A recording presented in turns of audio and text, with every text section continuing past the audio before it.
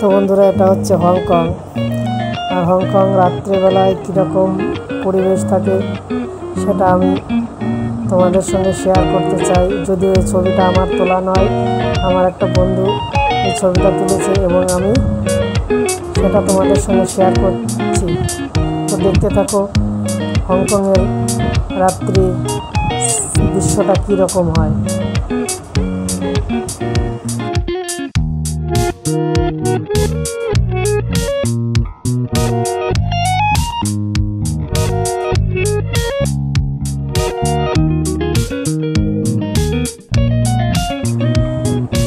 এইখানে দেখো একটি লোক কি সুন্দর জায়গায় ডান্সিং করছে এবং চারিদিকে লোক তাকে ঘুরে দেখছে।